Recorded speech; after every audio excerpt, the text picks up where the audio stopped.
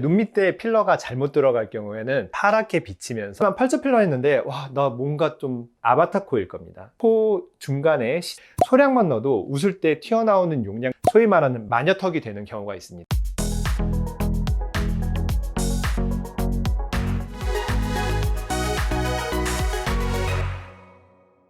안녕하세요, 레츠성형외과 최동입니다. 오늘은 필러 시술 잘못하면 망하는 부위 5군데를 골라서 알려드리겠습니다. 먼저 첫 번째, 눈밑입니다. 필러 시술로 왜 눈밑이 뭔가 망한다는 느낌이 들까요? 제일 큰 이유는 너무 과다하게 용량이 들어갔을 경우입니다. 그래서 눈밑 부분에 과다하게 용량이 들어가면은 웃지 않았을 때는 그냥 매끈해 보이기도 하는데요. 웃었을 때 딱 이 부분이 동그랗게 튀어나오는 경우가 있어요. 그래서 오히려 웃을 때 뭔가 어색하고 이상해 보이는 경우가 있거든요. 또한 이제 눈 밑에 필러가 잘못 들어갈 경우에는 너무 얕게 들어갔을 때는 파랗게 비치면서 틴달 현상이라는 현상이 생기는데요.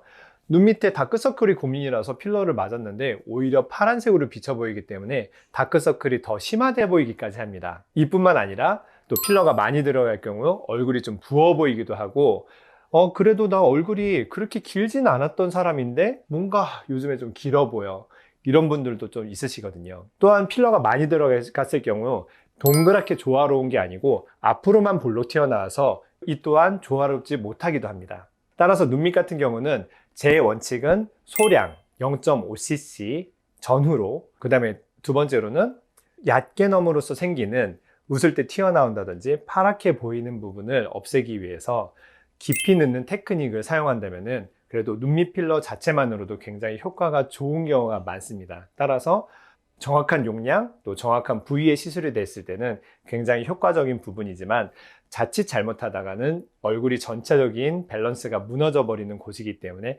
가장 주의해서 받아야 되는 필러 시술 중 하나입니다. 두 번째는 팔자 필러입니다. 저희 병원에서도 단일 시술 부위를 꼽자면은 역시 팔자 필러인 것 같아요. 팔자는 누구에게나 고민이거든요. 하지만 팔자 필러 했는데 와, 나 뭔가 좀 망한 것 같아 라고 느끼는 포인트가 딱 2가지 있습니다.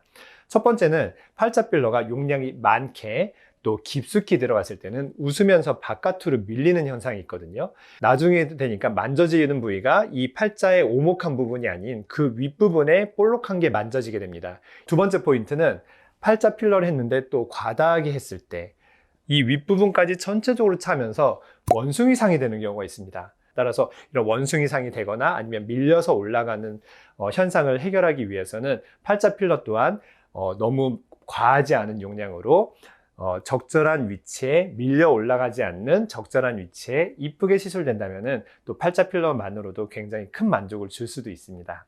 잘 망하는 부위 세 번째, 코필러를 또 잘못하는 경우 그렇게 보기 싫더라고요. 그래서 아주 예쁜 곡선을 갖고 있는 분들도 잘못해서 곡선이 사라지고 망하는 경우가 있는데, 소위 코필러 중에서 제일 망했다는 케이스는 역시 아바타 코일 겁니다. 또한 코 중간에 시작점이 없어지기 때문에 코 전체가 길어지게 됨으로써 얼굴이 길어지는 효과도 볼 수 있어요.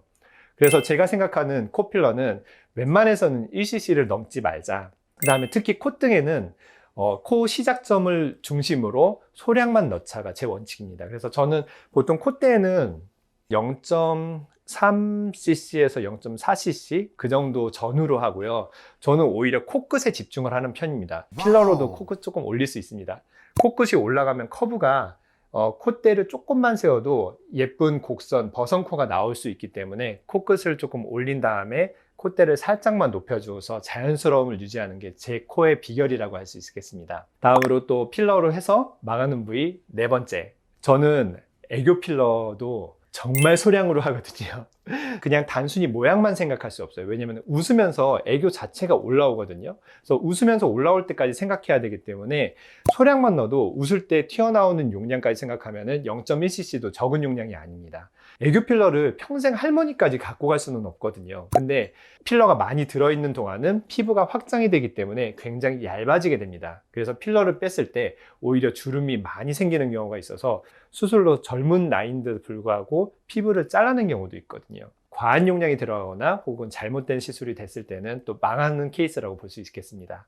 그 다음에 마지막으로 턱끝 필러가 은근히 얼굴에서 신의 한 수가 되는 그런 분들 꽤 많습니다. 하지만 이 또한 항상 과유불급이에요. 턱이 작은데 턱끝만 계속 빼다 보면은 오히려 턱끝이 너무 뾰족해지고 혹은 턱끝만 또 퍼지고 뭉뚱해지면서 많이 앞으로 돌출되게 되면서 소위 말하는 마녀턱이 되는 경우가 있습니다. 또 턱이 작은데 중간만 뺐을 때는 이렇게 울퉁불퉁한 라인이 V라인을 오히려 저해하는 경우, 이런 경우에 망했다라고 생각이 들 수 있습니다. 따라서 턱끝도 만약에 턱이 작으신 분들은 주변까지 같이 턱을 키워나가는 식의 필러 시술이 더 올바른 시술일 경우가 있고요. 또 너무 과다한 용량을 넣어서 전체적인 프로파일을 저해하지 않는 선에서 이쁘게 시술된다면 턱끝도 굉장히 좋은 부위 중 하나입니다.